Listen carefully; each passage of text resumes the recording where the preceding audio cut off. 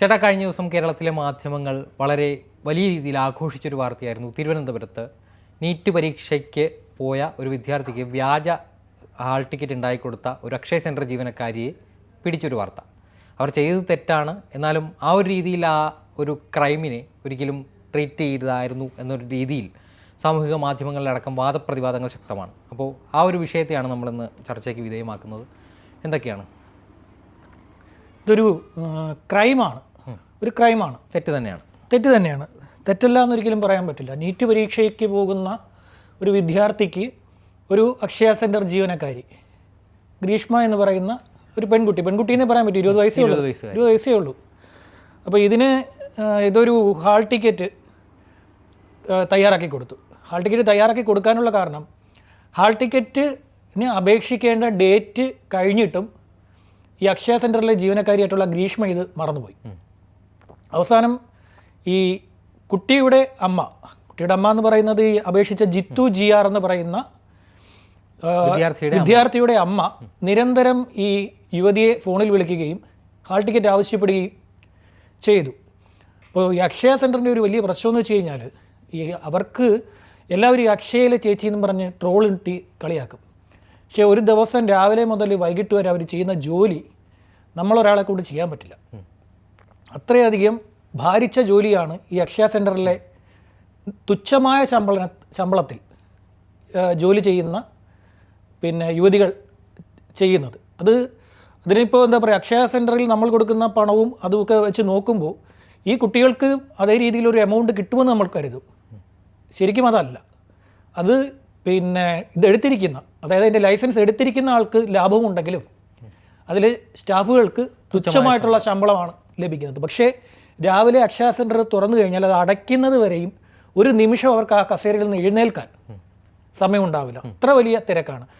ഞാനൊരിക്കൽ എൻ്റെ ഒരു ലൈസൻസുമായി ബന്ധപ്പെട്ട ഒരു കാര്യത്തിന് ഈ അക്ഷയ സെൻറ്ററിൽ പോയ സമയത്ത് ഒരു പ്രായമായ മനുഷ്യൻ, നല്ല തിരക്കാണ്, ഭയങ്കരമായ തിരക്കാണ്. അപ്പോൾ ഈ എല്ലാവരെയും കൂടെ പരിഗണിക്കാൻ അവർക്ക് പറ്റില്ല, എല്ലാവരെയും കൂടി അവർക്ക് പരിഗണിച്ച് കൊണ്ടുപോകാൻ പറ്റില്ല. അപ്പോൾ പ്രായമായ ഒരു മനുഷ്യൻ, അവിടെ ഇരിക്കുന്ന ഒരു കൊച്ചുകുട്ടി, അദ്ദേഹത്തിൻ്റെ കൊച്ചുമകളുടെ പ്രായമേ ഉണ്ടാവുള്ളൂ, അതിനെ അസഭ്യം പറഞ്ഞു. പ്രായമായ മനുഷ്യനായതുകൊണ്ട് ഈ കുട്ടികൾക്കൊന്നും പറയാനും പറ്റില്ല. അതിലും വലിയ തിരക്കവിടെ, അത്രയും വലിയ ഭാരിച്ച തിരക്ക് ഉണ്ട്. നമ്മൾ ഏത് സമയത്ത് ചെന്ന് നോക്ക്, ഒരു സമയത്തും അവിടെ ആളൊഴിഞ്ഞൊരു ഇതുണ്ടാവില്ല. ഓരോരുത്തരും പെട്ടെന്ന് പോകണം എന്നൊരു ചിന്തയോടെ, അതെ, പെട്ടെന്ന് പോകണം. പക്ഷേ ഗവൺമെന്റ് സൈറ്റുകൾ തന്നെ വളരെ ഹാങ് ആവും. ചില സമയത്ത് എല്ലാം കൂടെ സർവീസ് സെർവർ കയറി ഹാങ് ആവും. സെർവർ വരുന്നവർക്ക് അറിയണ്ട. അത് എല്ലാവരും ചെന്ന് ബഹളമാണ്. എല്ലാവരും ചെന്ന് ബഹളമാകുമ്പോൾ ചില കാര്യങ്ങൾ വിട്ടുപോകും. അപ്പോൾ ഈ കുട്ടിക്ക് അങ്ങനെ വിട്ടുപോയതാണ് എന്നാണ്. നമുക്ക് അവിടെ നിന്നും സ്ഥിരമായി ക്രൈം ചെയ്യുന്ന കുട്ടിയൊന്നുമല്ല. നെയ്യാറ്റിൻകര തിരുവുറം സ്വദേശിനിയാണ്. 20 വയസ്സേ ഉള്ളൂ. അപ്പോൾ അതിൻ്റെ മുന്നിൽ വന്ന ഹാൾ ടിക്കറ്റ് എന്ന് പറയുന്നത്, നീറ്റ് പരീക്ഷയുടെ ഹാൾ ടിക്കറ്റ് താൻ ചെയ്യാൻ മറന്നുപോയി. പക്ഷേ ചെയ്യാൻ മറന്നുപോയി എന്നുള്ള കാര്യം ആ ജിത്തു എന്ന് പറയുന്ന ആളുടെ അമ്മയോട്, ആ വിദ്യാർത്ഥിയുടെ അമ്മയോട് തുറന്നു പറയാൻ ഈ കുട്ടിക്ക് ധൈര്യമില്ല. അപ്പോൾ ഒടുവിൽ അവിടെ വന്ന നേരത്തെ കിടന്ന അഭിരാം എന്ന് പറയുന്ന നേരത്തെ അപേക്ഷിക്കപ്പെട്ട ഒരാളുടെ ഹാൾ ടിക്കറ്റ് ഈ കുട്ടിയെടുത്ത് അതിൽ ഇത് ജിത്തുവിൻ്റേതാക്കി കൊടുത്തപ്പോൾ ജിത്തു പത്തനംതിട്ട വെച്ച് കൊടുത്തു, ഒരുപാട് ദൂരം വെച്ച് കൊടുത്തു കഴിഞ്ഞാൽ ഇവർ ഈ പരീക്ഷയ്ക്ക് പോകില്ല എന്നൊരു ധാരണയായിരുന്നു ഈ കുട്ടിക്ക്. തിരുവനന്തപുരത്ത് നിന്ന് പത്തനംതിട്ടയിൽ മാർത്തോമ HSSൻ്റെ പരീക്ഷാ കേന്ദ്രം വെച്ച് കൊടുത്തു. അപ്പോൾ ഇവരെന്തെന്ന് വെച്ച് കഴിഞ്ഞാൽ പോകില്ല എന്ന് കരുതി. പക്ഷേ ഈ കുട്ടിയും ഈ വിദ്യാർത്ഥിയുടെ അമ്മയും നേരെ മാർത്തോമ HSSൽ ചെന്നു. നീറ്റ് പരീക്ഷ ഗൗരവമായി എടുക്കുന്ന ഒരാളാണ്. അതെ, വെറ്റിനറി ഡോക്ടർ ആകണമെന്നായിരുന്നു ആ കുട്ടിയുടെ ആഗ്രഹം, വിദ്യാർത്ഥിയുടെ ആഗ്രഹം. 1 വർഷം പോകുന്ന ഒരു കാര്യമാണ്. പരീക്ഷ മിസ്സായാൽ കോച്ചിങ്ങിനൊക്കെ പോയിട്ടാണല്ലോ നീറ്റ് പരീക്ഷ എഴുതാൻ പോകുന്നത്. അങ്ങനെ ഈ പരീക്ഷാ കേന്ദ്രത്തിൽ എത്തിയപ്പോൾ അവിടെ അന്ന് അങ്ങനെ ഒരു പരീക്ഷയില്ല. അത് പരീക്ഷാ കേന്ദ്രമല്ല, നീറ്റിൻ്റെ എക്സാം കേന്ദ്രമല്ല. നീറ്റിൻ്റെ എക്സാം കേന്ദ്രമല്ലാത്തത് കൊണ്ട് ഇതിന് തൊട്ടടുത്ത കേന്ദ്രമെന്ന് പറയുന്നത് പത്തനംതിട്ട തൈക്കാട് ഗവൺമെൻറ് HSS ആണ്. ഈ ഗവൺമെൻറ് HSSൽ പരീക്ഷ നടക്കുന്നുണ്ടെന്ന് അറിഞ്ഞ് ഈ വിദ്യാർത്ഥിയുടെ അമ്മയും അവിടേക്ക് പോയി. അതേസമയം തന്നെ വളരെ വിചിത്രമായൊരു സംഭവം അവിടെ ഉണ്ടായി. അവിടുത്തെ ബയോമെട്രിക് സംവിധാനം മൊത്തത്തിൽ തകരാറിലായി. സാധാരണ ബയോമെട്രിക് പരിശോധനയ്ക്ക് ശേഷമാണ് ഒരു വിദ്യാർത്ഥിയെ പരീക്ഷ എഴുതിക്കാറുള്ളത്. അപ്പോൾ സ്റ്റേറ്റ് കോർഡിനേറ്ററുടെ നിർദ്ദേശം വന്നു, ബയോമെട്രിക് പരിശോധന മെഷീനുകൾ മാറ്റിക്കൊണ്ട് പരീക്ഷയ്ക്ക് ശേഷം നടത്താമെന്ന്. അങ്ങനെ ഈ വിദ്യാർത്ഥി പരീക്ഷ എഴുതി, നീറ്റ് പരീക്ഷ എഴുതി. ഇത് പത്തനംതിട്ടയിൽ മാത്രമായിട്ട് ഇതിൻ്റെ ബയോമെട്രിക് സംവിധാനം മൊത്തം ഈ പെൺകുട്ടിയുടെ കാലക്കേടാണ്. അത് ആദ്യമേ ഹാൾ ടിക്കറ്റ് പരിശോധിച്ച് അത് റിജക്റ്റ് ആയിരുന്നെങ്കിൽ അങ്ങനെ ഒരു പരീക്ഷ എഴുതത്തുമില്ലായിരുന്നു. പിന്നെ ഈ വിദ്യാർത്ഥിയും അമ്മയും തിരിച്ചു പോവുകയും ചെയ്യുമായിരുന്നു. ജയിൽവാസം വരെ അനുഭവിക്കേണ്ടി വന്നു ഈ കുട്ടിക്ക്. അതെ, 10 വർഷം തടവ് ലഭിക്കുന്ന കുറ്റമാണ്. 10 വർഷം വരെ തടവ് ലഭിക്കാൻ സാധ്യതയുണ്ട്. കാരണം എന്താ വെച്ച് കഴിഞ്ഞാൽ പിന്നെ വഞ്ചനാക്കുറ്റം, ആൾമാറാട്ടം, വഞ്ചനാക്കുറ്റം, ആൾമാറാട്ടത്തിന് പിന്നെ ഗൂഢാലോചന നടത്തുക, അതിൻ്റെ കേന്ദ്രബിന്ദുവാകുക തുടങ്ങിയ കൃത്രിമ രേഖ ചമയ്ക്കുക. അപ്പോൾ അത്രയും വലിയ കുറ്റം ചുമത്തിയിരിക്കുന്നുണ്ട്. തെളിയിക്കപ്പെട്ട് കഴിഞ്ഞാൽ 10 വർഷം വരെ ഈ പെൺകുട്ടി ജയിലിൽ കഴിയേണ്ട അവസ്ഥയാണ് ഉണ്ടായിരിക്കുന്നത്. അപ്പോൾ ഈ പെൺകുട്ടിയുടെ ഈ സമയക്കേടെന്ന് സാധാരണ പഴമക്കാരൊക്കെ പറയുന്നത് പോലെ ആ സമയത്ത് തന്നെ ഈ ബയോമെട്രിക് മെഷീൻ കേടായി. ഇവർ എക്സാം എഴുതി തിരിച്ചിറങ്ങിയപ്പോൾ ബയോമെട്രിക് മെഷീൻ കൊണ്ടുവന്നു. ഇത് കൊണ്ടുവന്ന് പരിശോധിച്ചപ്പോൾ ഇങ്ങനൊരു ഹാൾ ടിക്കറ്റ് അവിടെ ഇല്ല, അഡ്മിഷൻ ടിക്കറ്റ് അവിടെ ഇല്ല. അതോടുകൂടി ഇവർ പത്തനംതിട്ട പോലീസിൻ്റെ പിടിയിലായി. പത്തനംതിട്ട പോലീസിൻ്റെ പിടിയിലായപ്പോൾ പോലീസിനോട് ഇവർ പറഞ്ഞു, ഞങ്ങൾ അക്ഷയ കേന്ദ്രത്തിൽ നിന്നാണ് ഇത് എടുത്തിരിക്കുന്നതെന്ന്. അതിൻ്റെ അടിസ്ഥാനത്തിൽ അക്ഷയ കേന്ദ്രത്തിലെത്തുകയും ഇത് ചെയ്തു കൊടുത്ത ഗ്രീഷ്മ എന്ന് പറയുന്ന യുവതിയെ പോലീസ് കസ്റ്റഡിയിലെടുക്കുകയും ചെയ്തു. കസ്റ്റഡിയിലെടുത്തെന്ന് മാത്രമല്ല, ഗ്രീഷ്മ ഉപയോഗിച്ചിരുന്ന സിസ്റ്റവും അതിൻ്റെ ഹാർഡ് ഡിസ്കും രണ്ടും പോലീസ് എടുത്തുകൊണ്ടുപോയി. അതിനുശേഷമാണ് ഇത്തരത്തിൽ ഗുരുതരമായിട്ടുള്ള ഗ്രീഷ്മ കുറ്റം സമ്മതിച്ചു. താൻ മറന്നുപോയി. അതുകൊണ്ട് തുടർച്ചയായിട്ട് വിളി വന്നപ്പോൾ പേടിച്ചു പോയതുകൊണ്ട് അപ്പോഴത്തെ ടെൻഷനിൽ വ്യാജമായിട്ടൊരെണ്ണം നിർമ്മിച്ച് കൊടുക്കേണ്ടി വന്നു എന്ന് ഈ പെൺകുട്ടി കുറ്റം സമ്മതിക്കുകയും ചെയ്തു. ഇനിയാണ് ഈ കഥയിലെ ഒരു പ്രധാനപ്പെട്ട വശം നമ്മൾ ശ്രദ്ധിക്കേണ്ടത്. പല കേസസും ഇവിടെ നടന്നിട്ടുണ്ട്. ഇവിടെ വലിയ രണ്ട് നടന്മാർക്കെതിരെ MDMA ഉപയോഗിച്ചത്, ഹൈബ്രിഡ് കഞ്ചാവ് ഉപയോഗിച്ചത്, ഒരു നടൻ ചാടി ഓടിയത്, പിന്നെ നിരന്തരമായി തങ്ങളിത് ഉപയോഗിക്കുന്നുണ്ട് എന്ന് പറയുന്നത്, വേറൊരാളുടെ കയ്യിൽ നിന്ന് കഞ്ചാവ് പിടികൂടിയത്, ഇവരെല്ലാവരും ഈ രീതിയിലല്ല ട്രീറ്റ് ചെയ്യപ്പെടുന്നത്. ഈ യുവതിയെ മാത്രം പോലീസ് ഇങ്ങനെ കൊണ്ടു നടക്കുക. മാധ്യമങ്ങൾക്കും അതിലൊരു പങ്കുണ്ട്. മാധ്യമങ്ങൾക്ക് നല്ലൊരു ശതമാനം പങ്കുണ്ട്. ആ സാധാരണ പീഡന കേസ് അല്ലെങ്കിൽ വളരെ ഗുരുതരമായിട്ടുള്ള പോക്സോ കേസിൽ പിടിച്ചവർക്ക് വരെ മുഖം മറയ്ക്കാൻ അനുവാദം കൊടുക്കവേ ഈ യുവതിയുടെ മുഖം മറയ്ക്കാൻ പോലും പോലീസ് അനുവദിച്ചില്ല. മുഖം മറയ്ക്കാൻ ഒരു ചുവന്ന ഷാള് കയ്യിലുണ്ടെന്നിരിക്കെ അത് വെച്ച് ആ കുട്ടിയുടെ മുഖം മറയ്ക്കാൻ ഇവരനുവദിച്ചില്ല. ഇവരനുവദിക്കാതെ ആ കുട്ടിയെ പ്രദർശിപ്പിച്ചു. ഇവിടുത്തെ മാധ്യമങ്ങൾ അത് ആഘോഷിച്ചു, ലൈവ് ഇട്ടു. എന്തോ ഒരു കൊടും കുറ്റവാളിയെ ഇന്ത്യ പാകിസ്ഥാൻ ബോർഡറിൽ നിന്ന് ഇന്ത്യക്ക് നേരെ വെടിവെച്ച ഒരു ഇന്ത്യക്കാരനെ പോലെ, അതായത് രാജ്യദ്രോഹിയെ പോലെ കൊണ്ടു നടന്നു. അങ്ങനെ ഒരു 20 വയസ്സുകാരിയെ ട്രീറ്റ് ചെയ്യാൻ പാടില്ല. ആ കുട്ടി ഒരു 10-20 വയസ്സല്ല ഉള്ളത്. ഇപ്പോൾ ആൺകുട്ടിയാണെങ്കിലും പെൺകുട്ടിയാണെങ്കിലും ഈ ഇത്തരത്തിലുള്ള ഒരു ക്രൈം എന്ന് പറയുന്നത് അതൊരു ആർക്കും സംഭവിക്കാവുന്നതാണ്. കൊലപാതകം ചെയ്ത ആളാണെങ്കിൽ പോലും ഇത്തരത്തിലല്ല ട്രീറ്റ് ചെയ്യുന്നത്. അഫാന് ചിക്കൻ ബിരിയാണി, ഗ്രീഷ്മയൊക്കെ പലപ്പോഴും തെളിവെടുപ്പിന് കൊണ്ടുവരുമ്പോൾ മുഖം മറച്ച്, ഗ്രീഷ്മയുടെ മുഖം മറയ്ക്കുമായിരുന്നു. ഗ്രീഷ്മയുടെ തെളിവെടുപ്പിൽ കൂടെ പോയത് ഞാനാണ്. ഗ്രീഷ്മ മുഖം മറയ്ക്കാതെ, ഗ്രീഷ്മ നീല ചുരിദാറും കറുത്ത ഷാളുമായിരുന്നു, കറുത്ത ഷാളും നീല ചുരിദാറും. ആ തെളിവെടുപ്പിനെ ദൃശ്യം ഇപ്പോഴും കിടപ്പുണ്ട്. അതിൽ ഒരേ ഒരു മാധ്യമപ്രവർത്തകനും ഒരേ ഒരു ക്യാമറമാനും മാത്രമേ അതിനകത്തുള്ളൂ. അത് ഞങ്ങളാണ്, ഞാനും എൻ്റെ ക്യാമറമാനും ഉള്ളത്. അതിൻ്റെ കൂടെ ആ ഗ്രീഷ്മ നടക്കുന്നതിൻ്റെ കൂട്ടത്തിൽ ഞാനുണ്ട്. അപ്പം ഗ്രീഷ്മ മുഖം മറയ്ക്കാൻ ശ്രമിക്കുമ്പം, മുഖം മറയ്ക്കാതിരിക്കുമ്പം ഗ്രീഷ്മയോട് മുഖം പിടിച്ച് മറയ്ക്കാൻ അന്നത്തെ ഉദ്യോഗസ്ഥൻ പറയുന്നത് ഞാനിന്ന് കേട്ടിട്ടുണ്ട്. ഞാൻ കള്ളം പറയല്ല.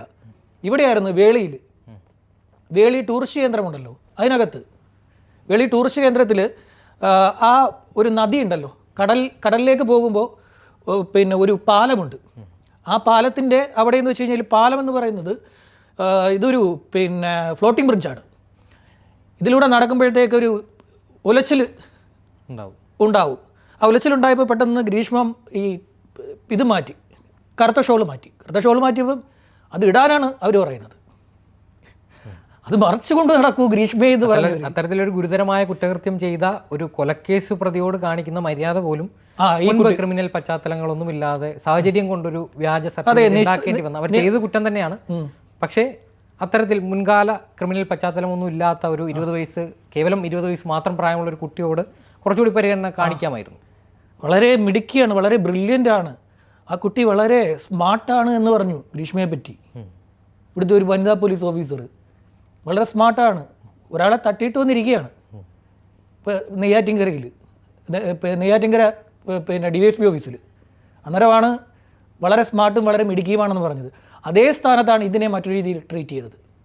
അതേ സ്ഥാനത്ത് ഇതിനെ മറ്റൊരു രീതിയിൽ ട്രീറ്റ് ചെയ്യുകയും അത് ആഘോഷിക്കപ്പെടുകയും ചെയ്യുന്നു. പക്ഷേ മാധ്യമങ്ങൾ ഇത്തരത്തിലുള്ള ആ ഒരു യുവതിയുടെ ചിത്രങ്ങൾ വരുമ്പോഴും അതിൻ്റെ അടിയിൽ വരുന്ന കമൻറ്റുകൾ തീർത്തും ഈ മാധ്യമങ്ങൾക്കെതിരാണ്. കാരണം ആ മാധ്യമങ്ങളിലെ അത്തരത്തിൽ ആ ഒരു ചെറിയ കുറ്റം ചെയ്ത ഒരാളെ അത്തരത്തിലൊരു പൊതുജന മധ്യത്തിൽ അവരുടെ സകല ഐഡൻറ്റിറ്റിയും വെളിപ്പെടുത്തിക്കൊണ്ട് മാധ്യമങ്ങൾക്കും ആൾക്കാർക്ക് മുൻപിലൂടെ കൊണ്ടു നടക്കുന്നത് ജനങ്ങൾ തന്നെ എതിർക്കുന്നുണ്ട്.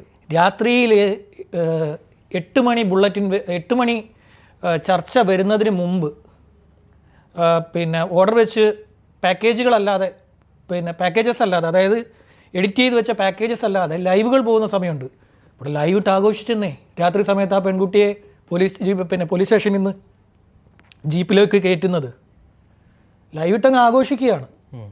എന്തോ നീറ്റ് പരീക്ഷയിൽ വലിയ ക്രമക്കേട് കടത്തി ലക്ഷങ്ങൾ വാങ്ങി, നീറ്റ് പരീക്ഷയ്ക്ക് ക്രമക്കേട് കടത്തി ഒരാളെ പിടിച്ച് MBBSൻ്റെ സർട്ടിഫിക്കറ്റും കൊടുത്ത് ഡോക്ടറാക്കിയതുപോലെ ആയിപ്പോയി. ആകെപ്പാടെ ഒരു 1850 രൂപേൻ്റെ ഫീസാണ്. 1850 രൂപ മേടിച്ച് വെച്ചാൽ കുട്ടി അത് മറന്നുപോയി. അതിനെ ഒരു എന്താ പറയുക, മനുഷ്യത്വത്തോടു കൂടി നമ്മളെല്ലാത്തിനെയും എന്താ പറയുക, ചില സംഭവങ്ങളെ നമ്മൾ മനുഷ്യത്വത്തോടു കൂടി പരിഗണിക്കണം, ട്രീറ്റ് ചെയ്യണം. അതിലൊരു മനുഷ്യത്വത്തിൻ്റെ ഒരു അംശം ഉണ്ടായിരിക്കണം.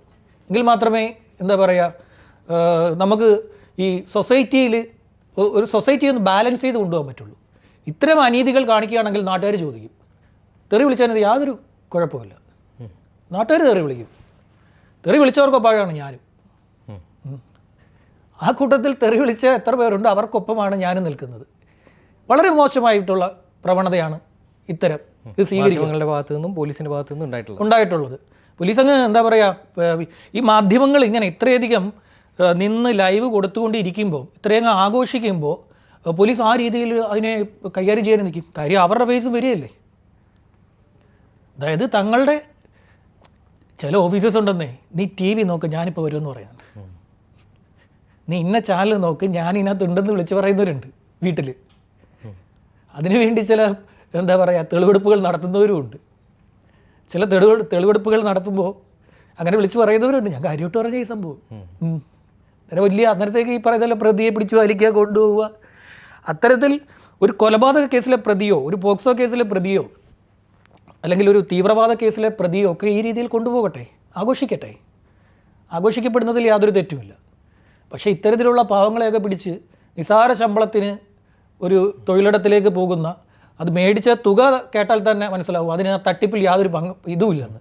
തട്ടിപ്പിന് വേണ്ടി ചെയ്ത പ്രവൃത്തിയല്ല നമുക്ക് മനസ്സിലാവും. വലിയൊരു തുക പ്രതിഫലമായി കൈപ്പറ്റി വ്യാജമായിട്ട് അറിവോടെ തന്നെ രണ്ട് കൂട്ടരുടെ അങ്ങനെയാണെങ്കിൽ ഒരു 1-2 ലക്ഷം രൂപ മേടിച്ചിട്ട് ഈ പ്രവൃത്തി ആ കുട്ടി ചെയ്തിരുന്നെങ്കിൽ നമുക്കതിനെ ഒരു വലിയ തെറ്റാണ്, വലിയ കള്ളത്തരമാണെന്ന് പറയാൻ പറ്റും.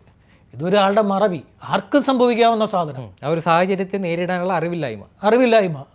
ഞാനിവിടെ മൈക്ക് മറന്നു പോയിട്ട് റിപ്പോർട്ടിങ്ങിന് പോയിട്ടുണ്ട്. റിപ്പോർട്ടിങ്ങിന് ചെന്ന് അവിടെ ചെന്നപ്പോഴാണ് മൈക്കില്ലെന്ന് മനസ്സിലായത്. ആർക്കും സംഭവിക്കാവുന്ന ഇതൊക്കെ. ഈ തിരക്കിട്ട് ഓടുന്നതിൻ്റെ ഇടയിൽ നമ്മൾ മൈക്കെടുക്കത്തില്ല, മറന്നുപോയി. റിപ്പോർട്ടർ മൈക്കില്ലാതെ പോകുമെന്ന് പറയുന്നത് ഏറ്റവും ഗുരുതരമായിട്ടുള്ള തെറ്റാണ്. അങ്ങനെയൊക്കെയുള്ള സംഭവങ്ങളുണ്ടായിട്ടുണ്ട് പണ്ട്. അവിടെ ചെന്നപ്പോഴാണ് ഇത് അറിയുന്നത്. ഇവിടുത്തെ ഒരു ക്യാമറമാൻ ഒരു വലിയ നേതാവിന് ബൈറ്റ് വെച്ചു. റിപ്പോർട്ടർ ബൈറ്റ് വെച്ചു. ഒരു വലിയ നേതാവ് നിന്ന് സംസാരിച്ചു. വളരെ സീരിയസ് ആയിട്ടുള്ള വാർത്തയുടെ പ്രതികരണം. അദ്ദേഹം നിന്ന് ഏതാണ്ട് വളരെ 10-12 മിനിറ്റ് ഏറ്റവും ഭയങ്കരമായിട്ടുള്ള ബ്രേക്കിംഗ് ആവുന്ന പ്രതികരണമാണ്. നേതാവ് പ്രതികരിക്കുകയാണ്. വലിയ നേതാവാണ്, നമുക്ക് എന്താ പറയുക, വളരെ വലിയ നേതാവ്. അദ്ദേഹം പ്രതികരിച്ചു. പ്രതികരണമൊക്കെ കഴിഞ്ഞ് അദ്ദേഹം ഇങ്ങനെ തിരിഞ്ഞ് പോകാൻ നടക്കാണ് അദ്ദേഹം ശ്രദ്ധിച്ചത്. ക്യാമറമാൻ ഈ കേബിൾ മൈക്ക് ഇതിൽ കുത്തിയിട്ടില്ല, ക്യാമറയിൽ കുത്തിയിട്ടില്ല. മൈക്കിൽ കേബിളുണ്ട്. ഈ കേബിൾ പിടിച്ച് ക്യാമറയിൽ കുത്തിയാലല്ല സൗണ്ട്. അദ്ദേഹം തറയുന്നെടുത്ത് ക്യാമറമാനോട് മോനെ ഇത് കുത്തിയാലേ സൗണ്ട് കിട്ടുമെന്ന് പറഞ്ഞു. മറവി ആർക്കും സംഭവിക്കാവുന്ന സാധനമാണ്. ഇപ്പോൾ ആ കുട്ടി അതിൻ്റെ പ്രായം കൊണ്ടാണ് ടെൻഷൻ അടിച്ചു പോയി. പക്ഷെ അത് ആ സമയത്ത് തന്നെ അക്ഷയ കേന്ദ്രത്തിൽ ചിലപ്പം ജോലി നഷ്ടപ്പെടുമെന്നൊക്കെയുള്ള ഭയം ഉണ്ടായിരിക്കും. അപ്പോഴും ആ കുട്ടിയുടെ ചിന്ത ദൂരത്തുള്ള ഒരു പരീക്ഷാ സെന്റർ ആയതിനാൽ ആ കുട്ടി ഒരിക്കലും ആ പരീക്ഷയ്ക്ക് പോയില്ലെന്നായിരുന്നു. നീറ്റ് പരീക്ഷയാണെന്നോ അതിന്റെ ഗൗരവമോ ഒന്നും മനസ്സിലാക്കാൻ അതിനാണ് അത് ടെൻഷൻ അടിച്ചു പോയി. മാത്രമല്ല ഇങ്ങനെയുള്ള പിന്നെ പ്രശ്നങ്ങൾ വരികയാണെങ്കിൽ, പരാതി വരികയാണെങ്കിൽ അതിന് ജോലി പോകും. അപ്പോൾ ജോലി പോയി കഴിഞ്ഞാലുള്ള ബുദ്ധിമുട്ട് ആലോചിച്ചിട്ടായിരിക്കാം. അതിൻ്റെ നിഷ്കളങ്കമായിട്ടുള്ള മുഖം നിങ്ങൾ വളരെ ആഘോഷിച്ച് കാണിച്ചതെങ്കിലും ഇവിടുത്തെ സമൂഹം ആ കുട്ടിയുടെ നിഷ്കളങ്കത കണ്ടിട്ടുണ്ട്. ഇമാതിരി പ്രവർത്തികൾ അധികാരികളാണെങ്കിലും ആരാണെങ്കിലും ഇങ്ങനെയുള്ള പ്രവർത്തികൾ കാട്ടിക്കൂട്ടി നാളെ ആ കുട്ടിക്ക് എന്തെങ്കിലും സംഭവിച്ച് പോയി കഴിഞ്ഞാൽ പിന്നെ ആരും അയ്യോ ഞങ്ങൾ കാരണം അങ്ങനെ സംഭവിച്ചു എന്ന് പറഞ്ഞ് പശ്ചാത്തപിക്കേണ്ടി വരും. പശ്ചാത്തപിക്കില്ല. ഇവരപ്പോൾ പ്ലേറ്റ് മൊത്തം തിരിക്കും. പ്ലേറ്റ് മുഴുവൻ തിരിച്ച് മറ്റൊരു മാധ്യമത്തെ പരിചയം പ്ലേറ്റ് തിരിച്ചുകൊണ്ട് ഇങ്ങനെ ചെയ്തു എന്ന് പറയും. അതെ പ്ലേറ്റ് തിരിച്ചുകൊണ്ട് മക്കളെ. മാധ്യമമെന്നല്ല, പോലീസാണെങ്കിലും പോലീസ് ഉദ്യോഗസ്ഥരാണെങ്കിലും ഒരു കാരണവശാലും അതിൻ്റെ ഒരു അബദ്ധത്തെ മനസ്സിലാക്കിക്കൊണ്ട് അതിൻ്റെ തുകയുടെ വലിപ്പം മനസ്സിലാകുമ്പോൾ അതിൻ്റെ അബദ്ധം എന്താണ്, അതൊരു അബദ്ധമാണ് ചെയ്തു വെച്ചത്. ആ കുട്ടിക്ക് ഒരു അബദ്ധം പറ്റിപ്പോയി. 1850 രൂപയ്ക്ക് വേണ്ടി ആരും ഈ ഇത്രയും വലിയ ക്രൈമിന് ജയിലിൽ കിടക്കാൻ 10 വർഷം 1850 രൂപയ്ക്ക് വേണ്ടി ആരും ജയിലിൽ കിടക്കില്ലല്ലോ. പിന്നെ ഇയാള് നമ്മുടെ പൾസർ സുനി 10,000 രൂപ അഡ്വാൻസ് മേടിച്ചിട്ട് 1.5 കോടിയുടെ പിന്നെ കൊട്ടേഷൻ എടുത്തതുപോലെ 1.5 കോടിയുടെ കൊട്ടേഷൻ ഒന്നും അല്ലല്ലോ ഇത്. ഒരു പാവത്തിന് 1850 രൂപയ്ക്ക് അബദ്ധം പറ്റി. ഏതായാലും ഇത് വളരെ വലിയ തെറ്റാണ്. പുതിയ കാലഘട്ടം ഈ തെറ്റിനെ മനസ്സിലാക്കുന്നുണ്ട്. ഞങ്ങളെ പഠിപ്പിച്ചു തന്ന എൻ്റെ ഗുരു പറഞ്ഞിട്ടുണ്ട്, നിന്നേക്കാൾ ബുദ്ധിമാനാണ് പ്രേക്ഷകനെന്ന ചിന്ത നിനക്കുണ്ടായിരിക്കണം. എന്നിട്ട് മാത്രമേ നീ വാർത്ത ചെയ്യാവൂ. നീ ബുദ്ധിമാനാണെന്ന് പറഞ്ഞ് നീ വാർത്ത ചെയ്യാൻ നിന്നാൽ നീ ആയിരിക്കും ഏറ്റവും വലിയ വിഡ്ഢി എന്നുള്ളത്. അതുപോലെ തിരിച്ചറിവ് എന്ന് പറയുന്നത് നമുക്കുണ്ടായിരിക്കണം. ആ തിരിച്ചറിവ് ഇല്ലയെന്നുണ്ടെങ്കിൽ വലിയ അബദ്ധമായി നമ്മളൊക്കെ മാറും, ഞാനടക്കം. ഈ പറയുന്ന പോലുള്ള കാര്യങ്ങൾ ആഘോഷിക്കപ്പെടാൻ നോക്കിയാൽ. ഏതായാലും ഈ വാർത്തയിലെ തമ്പിൽ ആ കുട്ടിയുടെ പടം കൊടുക്കണ്ട, നമ്മൾ വെക്കുന്നില്ല. ശരി.